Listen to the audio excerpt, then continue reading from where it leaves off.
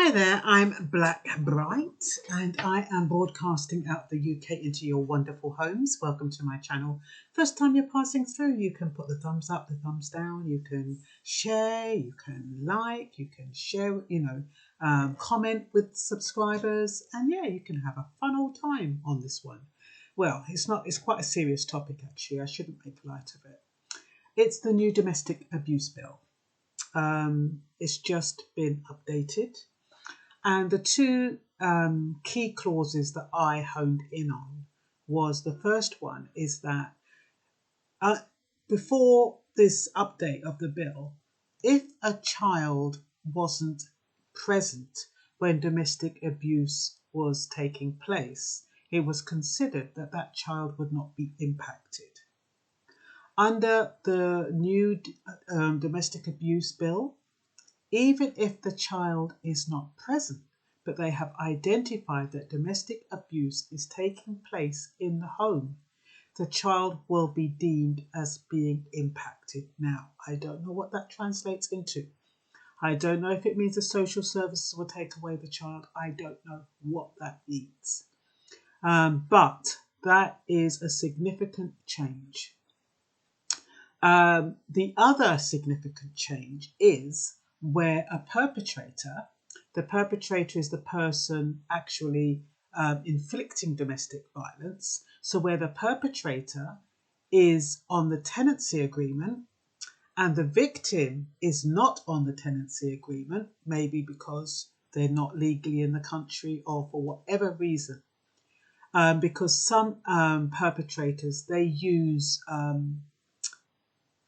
not having joint tenancy agreement as a form of control. So what the domestic abuse bill is saying is that if the perpetrator's name is on the tenancy agreement, but the victim is not, the victim has the right to remove the perpetrator from the tenancy agreement.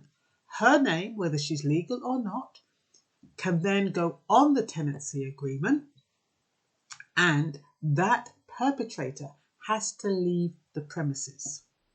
Then that is quite significant, especially if that perpetrator has been paying the rent and has been doing furnishing the place and whatever. So that is a situation. I mean, I don't know if they can actually, don't think they can do that if you're with a house purchase, if you're joint owners of a house. At the moment, they're just doing it with tenancy agreement, but you just never know what the future might bring. This is very, very serious. Domestic abuse is very serious and it's on the rise, especially since lockdown. I mean, there used to be about, in the area where I live, you could say there's about 15 to 18 every 2 weeks reports of domestic abuse. Not even reports, evidence of domestic abuse. And that is now like 20 to 30. So it's really jumped up. And the abuse is more severe. It's not a punch. It's not biting. It's not kind of throwing something and missing. It's breaking legs. It's breaking arms. It's nearly strangling someone to death. It's making it's making women lose children.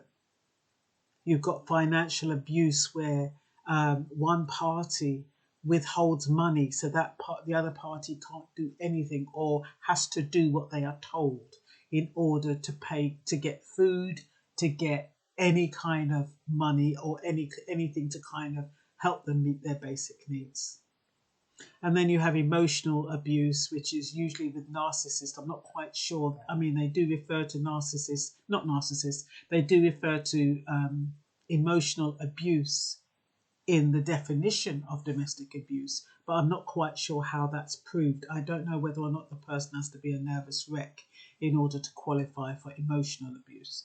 It's much harder to prove. Anyway, I'm just going to highlight quickly the main features that I wanted to tell you. Okay, the bill will create a statutory definition of domestic abuse, emphasizing that domestic abuse is not just physical violence, but can also be emotional, coercive or controlling, and economic abuse.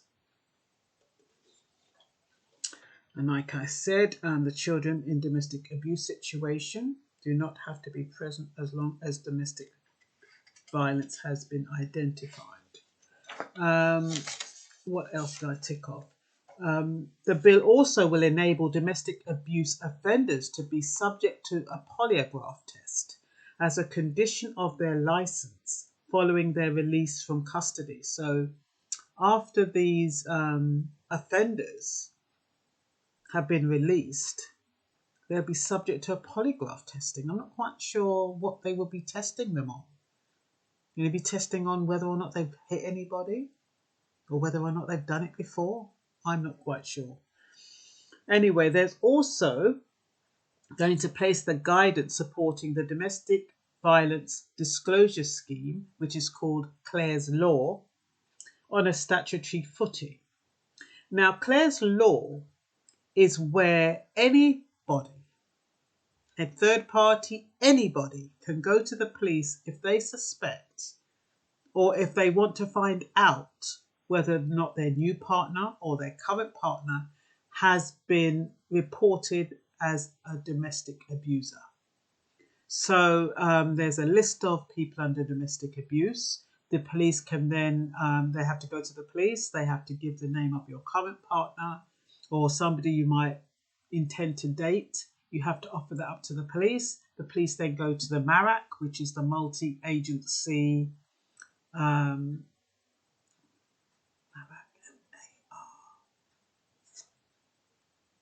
can't think what it is now. Anyway, it's a multi-agency organisation that oversees all the domestic abuse cases. So they'll have to go to, the police would go there and make sure that that person's name hasn't come up anywhere for domestic abuse. Anybody can do it. A third party, if they think that their daughter may be dating somebody who is an abuser, they can go to the police and have him checked out.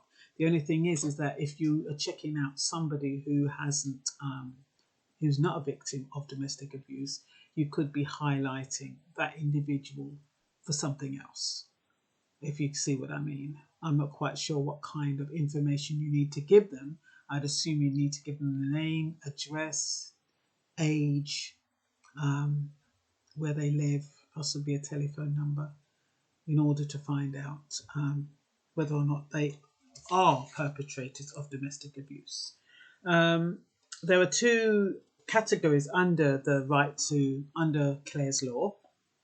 There's a right to ask, and that's any member of the public can inquire about a current or ex-partner, and that can be referred to MARAC for decision, which is what I've just said. And then there's a right to know. If the police come across information that indicates an individual is at risk of domestic abuse.